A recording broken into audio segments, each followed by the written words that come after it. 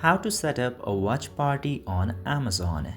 Now, if you want to do watch party on Amazon in 2026, the official version of watch party or the feature is officially discontinued and you cannot do that anymore directly from the Amazon.